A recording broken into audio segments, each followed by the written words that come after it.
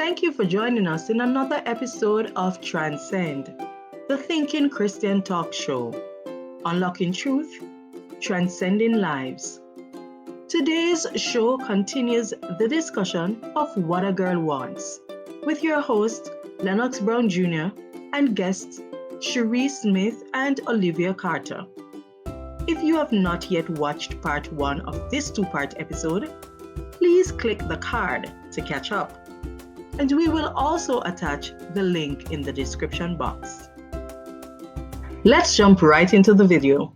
I want to get to this question because in my discussion, in my discussion with some of the young men, they stated something that I thought that was pretty controversial. The young men, they said, well, the few that I have spoken to, they said it's two type of men, women, single women in church want. Either a preacher or a musician. Absolutely not. I can answer this one very well. I can answer this one very I just want a humble brother in the church. I don't want no preacher. I don't want no musician. Oh, come on. Let me tell you why. Your father is a preacher. Exactly why. Exactly. And my brother's a musician. And my brother's a musician, so absolutely not. No, thank you. But why? Tell us why. Especially from the preaching perspective of it, and even, let's take just preacher out of it, let's put pastor in front of it. The things that you see your parents go through and the burdens that they carry and the abuse that they can get from the church and have that come in, that can potentially come into a marriage. I don't, my mom is graced, graced, because there are certain things that I see them have to combat with each other, and a lot of the times they try not to make it present to the kids, but they don't realize that there's little subtle things that you'll pick up on and stuff for them. So being a preacher is not something that should be seen as diamonds and everybody wants to be a pastor, everybody wants to be a preacher, and it is not a position that you should take up lightly. For the musician side, they go through a lot, and a lot of people just throw themselves at musicians, and it's a lot of spiritual warfare that you can see musicians go through. So even in our church, we're blessed with the musicians we have, but I've also been exposed to some of the things that they have experienced because my brother is a musician. Right? Because his friend is a musician, and they hang around us, and they talk to us, and they're real with us. I don't want a musician. I don't want a preacher. But surely a young sister wants a popular brother. I want a humble brother in the church. I don't want no title. That's me though, right? It goes back to preference. We can say, oh, women want this, but not every woman wants that, right? That's the easy target. No, I don't want that. That's an absolute no for me. I've never wanted. If God brings that to me, that's a different story. But if you're asking me, and it goes back to what my preference is, I would prefer not to. But if the Lord says, Charice, I have this brother for you. I know you don't want a musician, but he's a musician. Then I'll say, okay, God, we gotta hash this out. The assumption, though, is that the young women, it is an assumption. I think there's some evidence to back it up. It's reasonable. Because the sisters, they like the prominence of being the wife of a preacher or the wife of the music director. And they flash the ring and I'm married to minister so and so. You are saying, both of you're saying that you don't want that prestige, that prominence. I already have a prestige of my father and my brother, and most people don't even see me on a Sunday. I'm very low key. I would prefer to have somebody that is low key. But again, it is preference. There may be a good portion of women that would like to have a preacher or a musician, but there is also a portion of women that don't want attention, that don't want to be a preacher's wife or a musician's wife. So for me, it's just a no. If it happens, then that's God's plan. But if you're telling me I can pick and choose, which at the end of the day, you can't pick your person, God picks that person for you, then that's my answer. Wow. Anything to add there, Olivia? I've never wanted a musician or a pastor. I've never wanted Really? it because I see responsibility, right? My parents aren't pastors, but I grew up very closely with my pastor and minister, and the responsibility is just a lot. Now, if someone knows that and is exposed to that, they would really not want it, right? Your children also suffer because, if why pastor's daughter's doing it, so why can't everybody do it? And and I can become whatever I want to be. If I want to be in the spotlight, I can. If I want to sit in the backup, which I do every Sunday here, and be low key, I can. So I don't need my husband's spotlight. My name means to shine anyway, so I'm always shining. I sing, and whatever. So I don't necessarily need a partner for that. I want a partner who really is actually very serious about his faith, who is serious about serving God, who's serious about, raising a family and leaving a legacy. That's what I want more than the title, because as I say, it's just like a degree. You have the degree and it means nothing. Yeah. You have the title and it means nothing. You're not living, you're not, So, yeah. We have another controversial one for you and Charice. Yeah, right. For you. The brothers, the few that I have spoken to, they are saying that sisters in church, they're unfair. Right. And the reason why they're unfair, Right. yes, they are qualified, yes, they're educated, yes, they have achieved all these great accolades secularly and ministerially. I need to go to that church.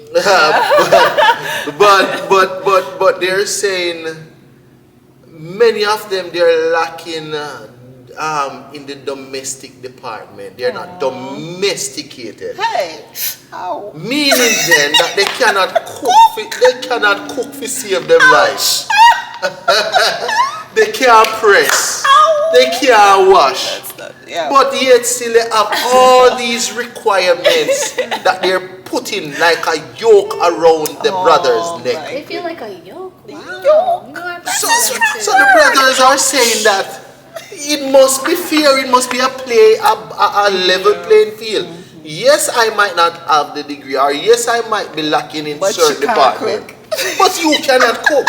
So why are you judging me? Let's be real here, because this is a real show talking to real people. What do you say? Charice, go. Whoa, Charice. Surely, Charice. Don't you think that this is unfair? That if we're lacking in the domestic? Yeah, because a lot of accomplished women that have the degrees and have all these things and work in the big jobs, they can't cook. They go to Burger King for dinner.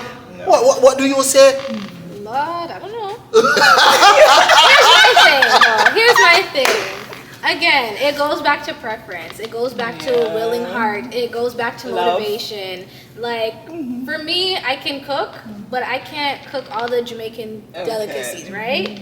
But if I find out that this person that I'm interested in and they're interested in me, they like, I don't know, oxtail, right? Then I'm going to go to my mom and say, hey, Mom. Mom, can you teach me how to make oxtail? Right? It comes down to like, okay, you know where your strengths are, you know where your weaknesses are, right? And if you realize that this is something that this other person would like, it goes back to even submission. Like, it wouldn't be hard to say, all right, let me take a cooking class. It wouldn't be hard to say, okay, let me call up my mom or let me call my mother-in-law and say, hey, I'm trying to do this. Can you help me out, right? Again, mindset. But until you enroll yourself in the cooking class, don't you're have disqualified. yes, until you enroll yourself in the cooking class, don't place such high such a heavy yoke around the brother neck, because you're like, remember we just said I am not placing a heavy yoke. It could be other women, and if that's the case, then that's not the one for you. Like we're always trying to like get people to fit Yes. in a box that is not meant for them, right? Like Yes. we're starting. There you go. People are trying to change people, right? You have these people who have nothing in common, Yes. right? They just infatuated with one another, Yes. and you're forcing To be that. to be together or to be that person. You're gonna end up resenting that person. Yes. You're gonna end up 'Cause that's hating not who them you because that's are. not who they are, right? Like for example, one thing I get is that, okay, Charice, sometimes you seem hard to talk to or unapproachable. Okay, well, for the most part, I'm very focused. So I'm not even paying attention to how I am being perceived, right? Or what kind of energy I'm giving off. Sometimes I need my sister to be like, Charice, come out the media room, okay? People need to see you. They need you to smile, right? And in those cases, you have to have those people where you're just like, okay, I know I can do this. Let me step out of my shell. It's not a problem. But there are certain things that you can't change about yourself. Yeah.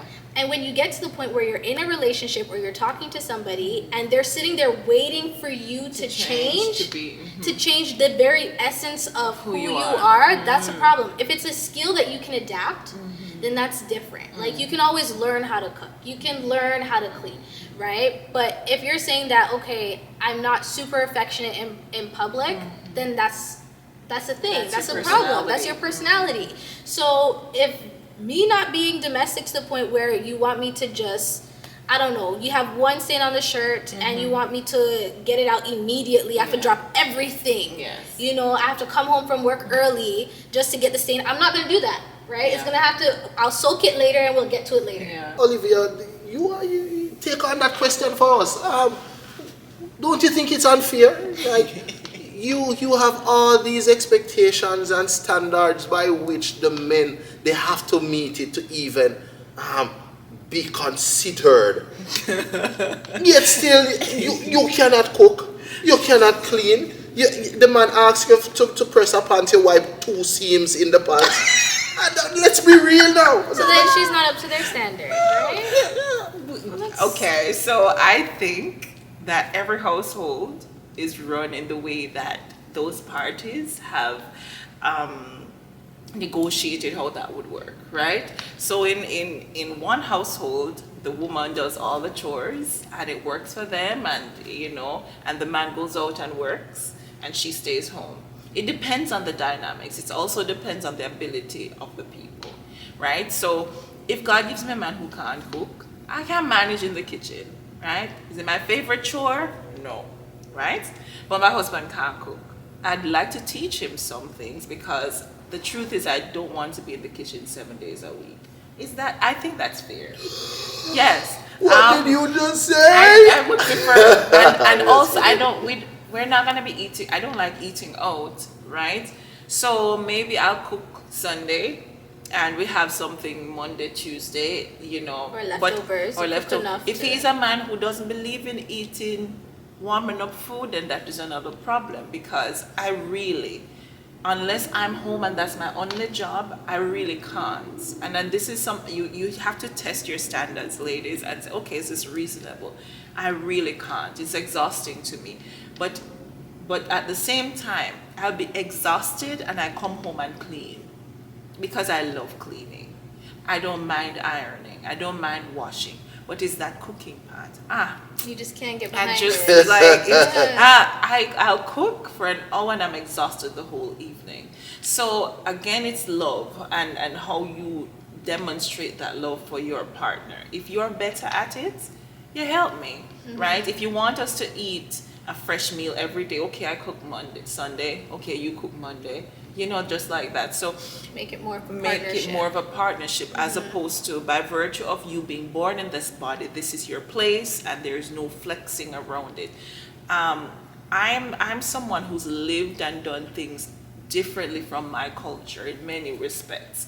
So you have to be a man who has your own convictions, right? I've interacted with people from many different backgrounds, and for example, West Africans, they might say if their moms come and see him in the kitchen, he'll be considered like a mama man or something like that, because men should just not be in the kitchen. Now, my husband will have to be able to assert himself. No, this is how our relationship works. This is how our family works. This is what works for us. So we're not just going to do something because society expects it of us. What works in or respect my or space, and we establish that. To me, I think that's fair, because you want, when we get to 60, both of us looking fresh, right?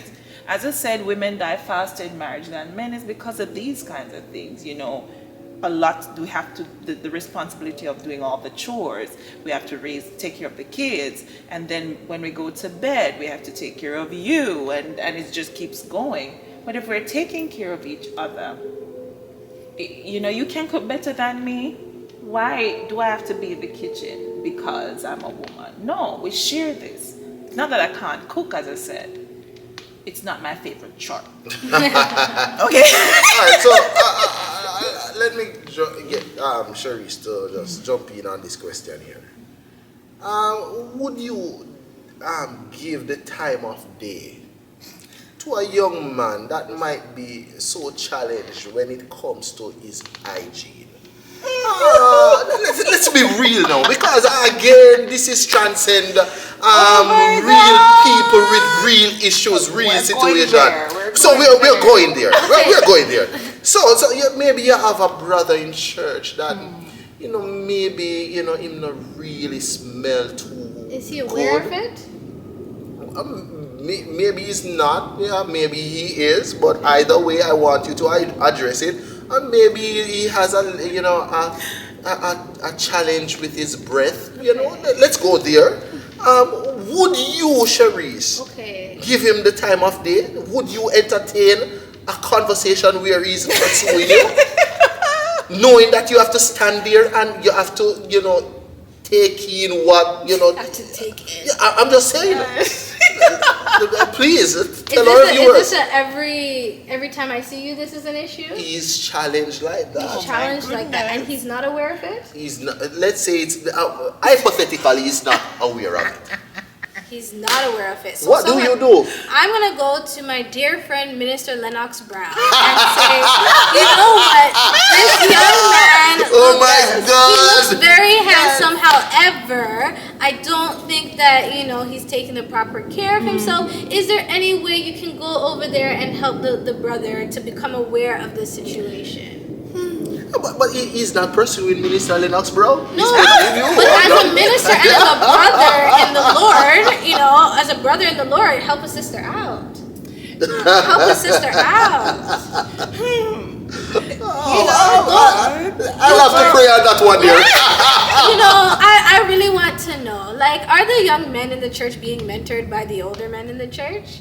The same way that women are being told that this is how you prepare to be a wife, this is the things you need to get in order, this is how you're supposed to carry yourself, you know. Is that happening for the men? I'm not asking you, you know. I'm just asking in general. Yeah, general. I'm not asking the interviewer a question. Yeah. You know, but it just causes me to wonder and to ponder, because I've had many things in regards to me and appearance and other things where I've had a mother of Zion come to me and say, hey, sweetie. Hey, sweetie. You know, I just need to get, you need a lap scarf. You know, you need this, you need that.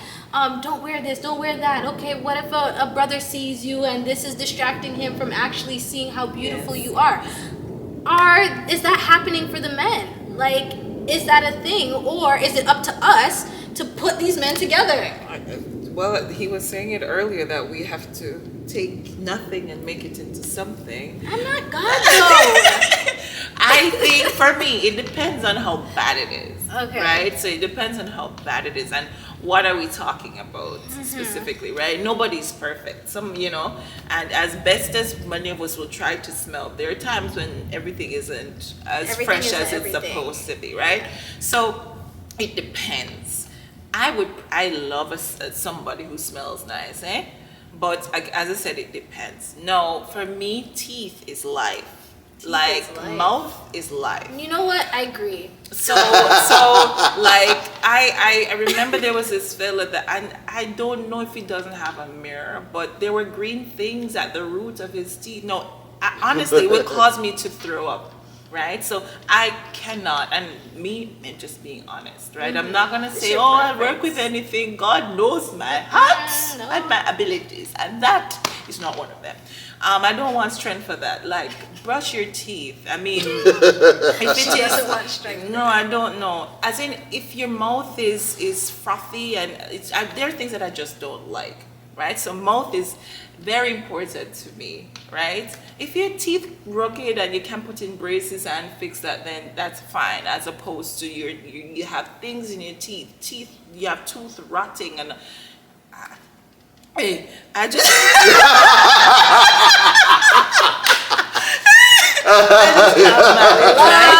You know, in terms of body odor, there are things that you can do. Sometimes it's a dietary change that needs to take place. When I was vegan, my body smelled completely different from when I was eating meat. So there are different things that you can do. If it's your shoes cheesy, like if you visit somebody and they say you have to take off your shoes, will the hose run out? That's something that you can work on. You need to wash your foot dry between your toes. You know, change your socks every day, maybe put powder in it or canned meal, something, you know, that, so there are things that you can fix. You're crazy. Right? I know. So nobody is perfect, right? But I prefer somebody who smells good? Yes, of course. The mouth is just the challenge. So transcenders, let me tell you, you better, guys, get your mouth correct. I'm just saying. But let me kick the ball to Charice. So Charice, Why you keep bringing the ball back to me? no, because She's answering lovely for the both of us. we have to balance the thing. But those looks matter to you? Like, do you want Looks matter to everybody. tall, dark, handsome? What if he's not tall, dark, and handsome? What if he's not so good looking? What if he's not so easy on the eyes? Would you give him the time of day? Because remember, you know, this is a lifetime thing, you know. Mm-hmm. I have to look at you every day. You have to look at him every day. Does it matter to you? Looks does matter. Okay. For everybody. I feel like there's not one person that can say looks don't matter. It may not be like the first thing, but looks do matter. Like, I'm going to expose my parents a little bit here, but my mom used to say that, like, she wasn't really into my dad, right? And it wasn't because of anything in particular. She just wasn't interested, right? Some people look at someone and it's like, oh, I like them, they look good, or whatever, you know, want to be in a relationship. But most of the times it's, I like you, we have good conversation, this, that, and then it's like, oh, and you look nice. Like, that's an added bonus. Like, it's like, okay, that makes me feel good that on top of you being this great person, I actually I'm attracted to you. And sometimes it may not be at the forefront of your mind when it's literally just a good conversation, right? Because for my parents, that's what it was. For my mom, it was more so, oh, a great conversation. Then it's like, oh. You are. If I squint my eyes this way. What a girl was. I told you, Transcend, that we bring the exciting topics to you. Exciting guests. Olivia, does looks matter to you? Oh. It would be nice. It would be nice. No, I'm not the most beautiful to everyone, right? But it would be nice for me to be attracted to him as he is attracted to me. Looks aren't everything, but it does play a part. It helps. Mind you, your body's gonna change, right? So it's very, as you said, you know, it's very much important that initially what sparks the relationship is an attraction to something beyond the exterior, because anything can happen, an accident or a stroke or something, God forbid, that will cause you to become deformed in some way. But it would be nice, you know, to see my husband as you look good. I might not say that. It would be nice, you know. You're like, girl. You mean in church and you try to worship, but you get a glimpse, you're like, who? Benediction time, kind of thing. Yeah. It would be nice.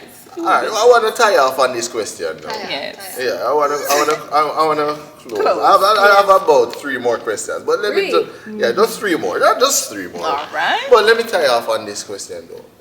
Is it a problem if the young man in church he checks all the boxes?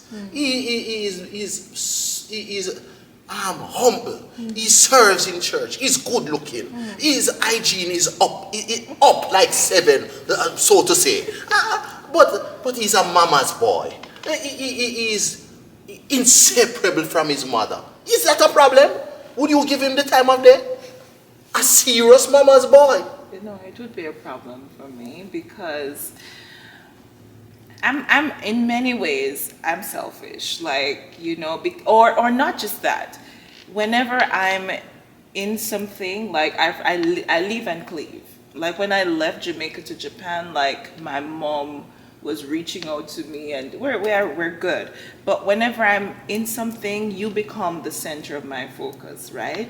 And it's only fair that I get that from you too. It can't be a situation where in the middle of something, and I've seen, those really terrible situations where you're in the middle of something in your household and mom calls and you're running to mom.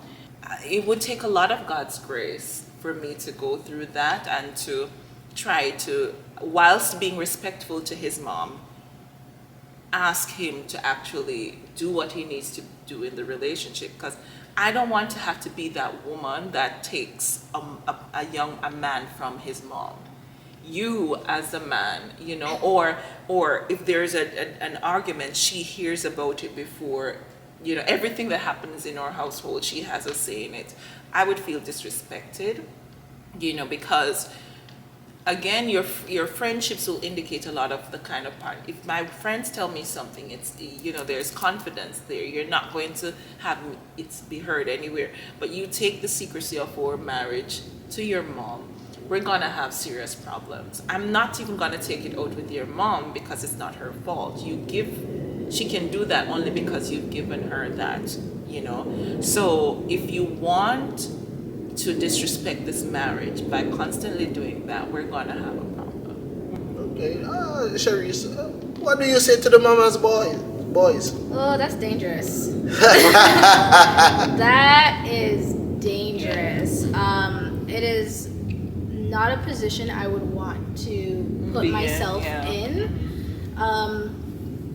because in that case, that means your mom has a big hold over you. Yes. Right? Yes. When I'm thinking you're making decisions for the family, it's your mom telling you the decisions that need to be made for our family.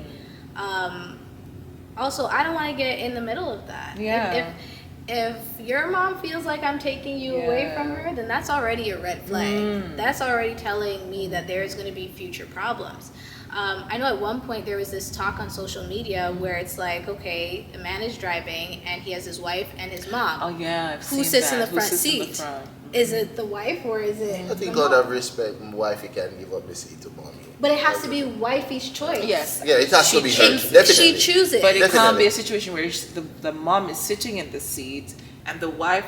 I don't like animosity or an argument. So I at that time would say, you know what, mom. I wouldn't even talk about it there and then. But if it's a constant thing where I'm sitting there and she comes and demands the front seat of me, I'm looking at my husband like this. Are you gonna say something? But I think it's not always a bad thing in the sense where I was a serious mama's boy. I was a serious I mama's can see boy. it. I can see it. I was a serious mama's boy. And How did you get over it? my wife used to say to me that she's always taking the backbench to either my mother or my sister, my older sister. At one point in time, she says that it seems like I'm married to either my mom and my sister. Yeah. Right. But it worked out well, and the reason why it worked out well is because my mom always gave good objective opinion. Right. So whenever my wife and we had an argument, and I'm over my mother's house, and 10 o'clock at night, the time is now 10 o'clock. Right. My mom would say, you're not going home. That's right. But not everybody have a mom like that. That's though. right. Your mom is a responsible and respectable woman. There are some mothers who are very daring. Yes. And who will challenge the wife, and as I said, if that were to be my case, and I love this man, he's everything that I want, as you've said, I'm going to challenge him to do what he needs to do to honor his marriage. Challenge him, but not the mom. Yeah, because I don't want to get between the son, the mother, and I hope I don't get to that place by the grace of God. But he has to do it, and if he refuses to do it, then I'll need to do what I need to do to maintain my peace. And if that doesn't hurt you, it's clear that you love your wife more, your mother more than me. You're clearly not leaving and cleaving. Let me end on this one here, because I believe that you and Charice, you have dealt with this topic magnificently. Oh, thank you. I think you have done it justice. Thanks. But let me ask you, how can Christian girls set healthy boundaries and communicate their expectations within a relationship? Great question. Tell us. Okay, for the boundaries part, I think one thing that is really good to do is to have someone to keep you accountable, right? The minute things become a secret is the minute it is hard to manage boundaries.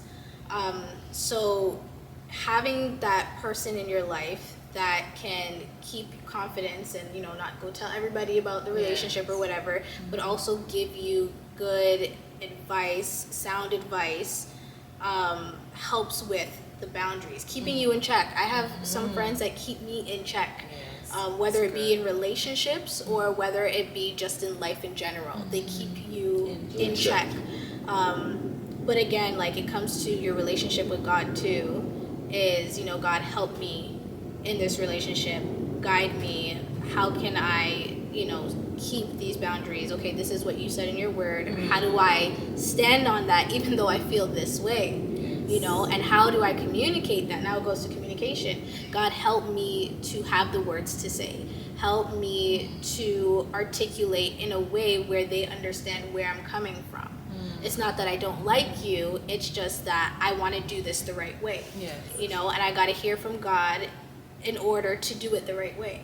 Yeah. So, I feel like just keeping God and keeping people, good company around you can make all the difference. Yeah. Olivia? I think that was a great response. Like, for me, I'm at this place where, by the grace of God, I really, really, really don't want to mess up what Jesus and I have going on. Right? And whenever I go before Him, I really want to go before Him as best as I can. I don't want to go, every time I'm going to God, I'm repenting about something. And so that is the beginning of it. Like, being in submission to Christ helps a lot. Like, if your prayer doesn't change God, it changes you.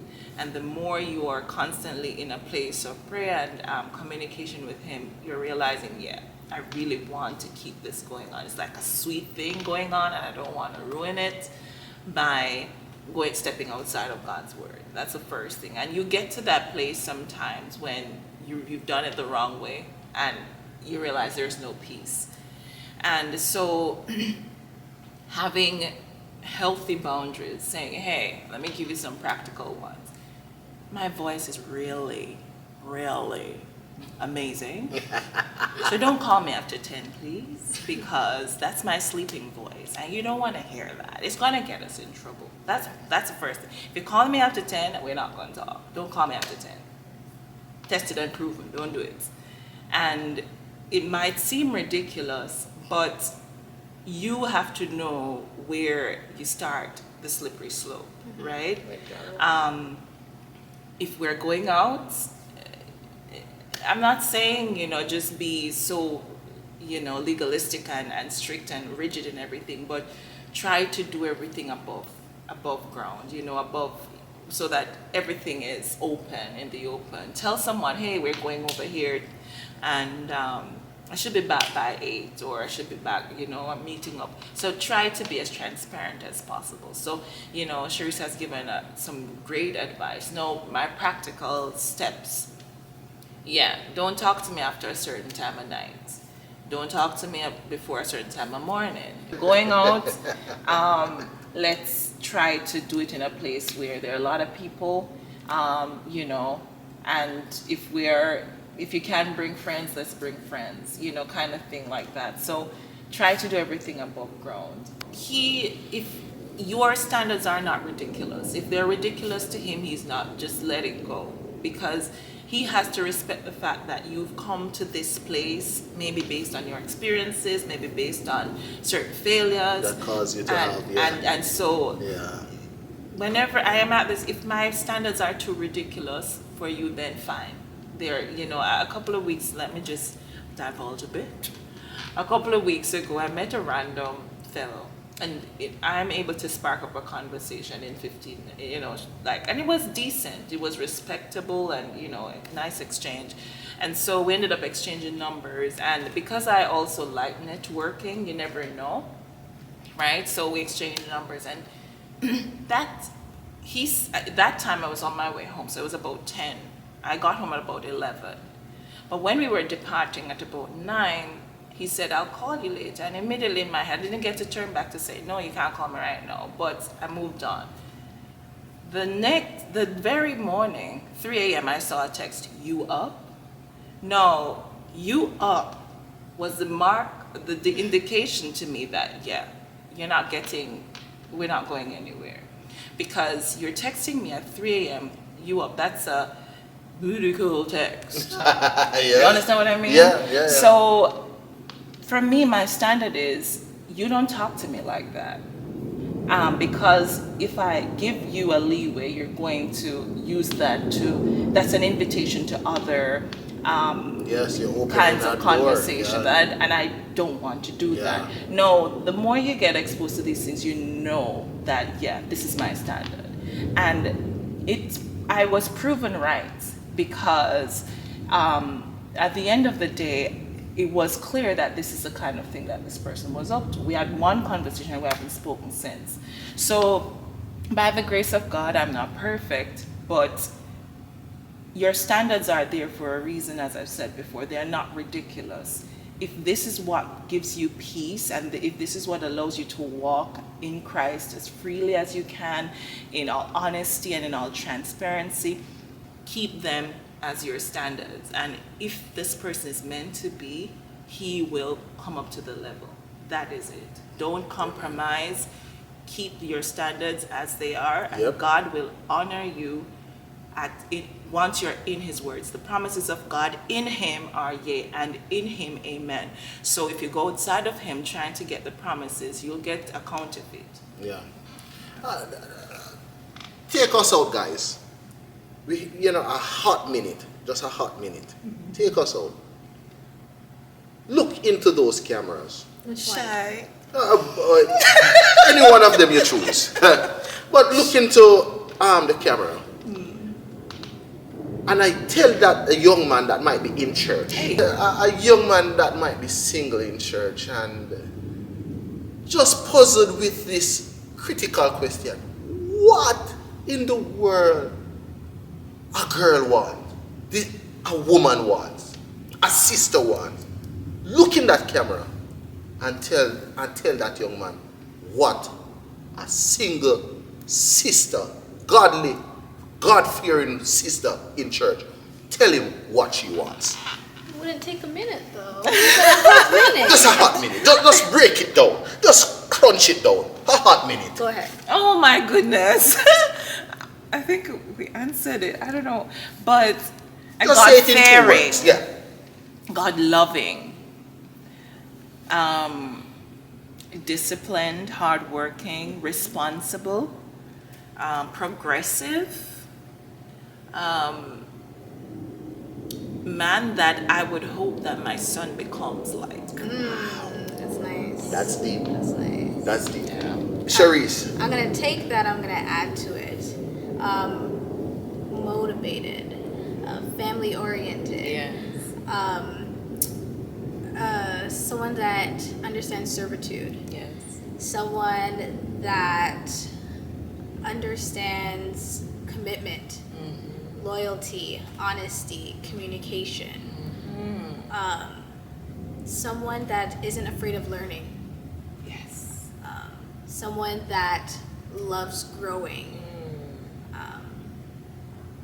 Someone that, my family can feel safe and okay to release me to.